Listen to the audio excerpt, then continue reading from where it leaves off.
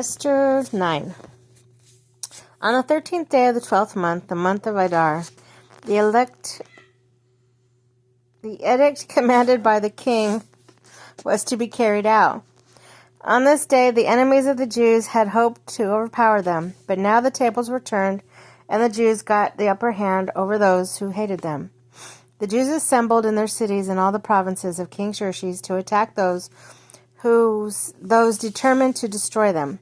No one could stand against them, because the people of all the other nations or nationalities were afraid of them, and all the nobles in the provinces, the satraps, the governors, the king's administrators helped the Jews because fear of Mordecai had seized them. Mordecai was prominent in the palace.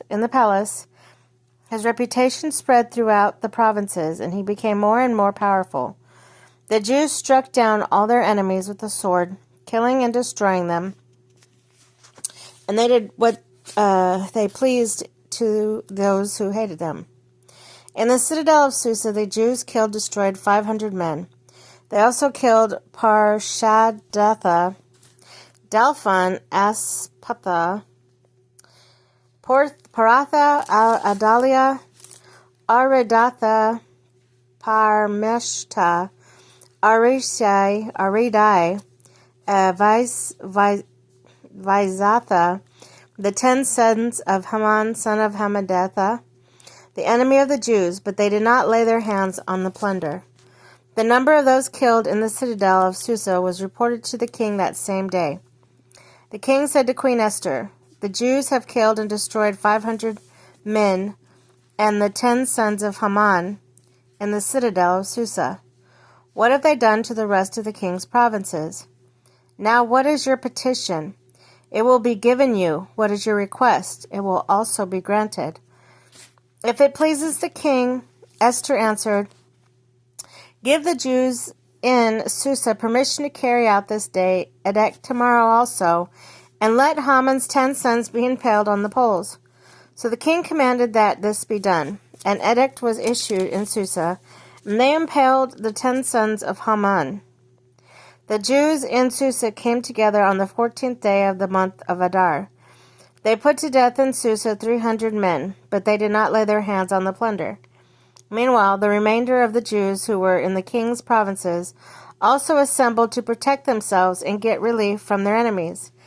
They killed 75,000 of them, but did not lay their hands on the plunder. This happened on the 13th day of the month of Adar, and on the 14th they rested and made a day of feasting and joy. The Jews in Susa, however, had assembled on the 13th and 14th, and then on the 15th they rested and made a day of feasting and joy. What is the rural Jews, those living in the villages? That is why rural Jews, those living in the villages, observe the 14th day of the month of Adar as a day of joy and feasting, a day for giving presents to each other. Purim established. Mordecai recorded these events, and he sent letters to all the Jews throughout the provinces of Xerxes, near and far, to have them celebrate annually the 14th and 15th days of the month of Adar, as the time when the Jews got relief from their enemies, and as the month when their sorrows was turned to joy, and their mourning into a day of celebration. He wrote them to observe the days as days of feasting and joy, and giving presents of food to one another and gifts to the poor. So the Jews agreed to continue the celebration they had begun doing when Mordecai had written to them. For Haman, son of Hammedatha, an Agagite, the enemy of all Jews, had plotted against Jews to destroy them, and had cast the pure, that is, the lot, for their ruin and destruction. But when the plot came to the king's attention, he issued written orders that the evil scheme Haman had devised against the Jews should come back onto his own head, and that he and his sons should be impaled on the poles. Therefore, these days were called Purim, from the word pur. Because everything written in this letter, and because of what they had seen and what had happened to them, the Jews took it on themselves to establish the custom that they had They and their descendants and all who join them should without fail observe these 2 days every year in a way prescribed at the time appointed. These days should be remembered and observed in every generation by every family, and even province, in every city. And these days of Purim should never fail to be celebrated by the Jews, nor should the memory of these days die out among their descendants. So Queen Esther, daughter of Abihail, along with Mordecai the Jew, wrote with full authority to confirm this second letter concerning Purim.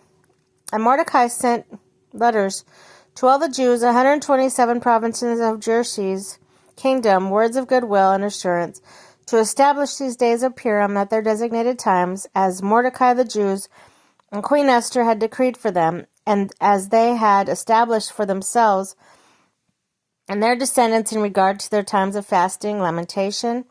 Esther's decree confirmed these regulations about Purim, and it was written down in the records.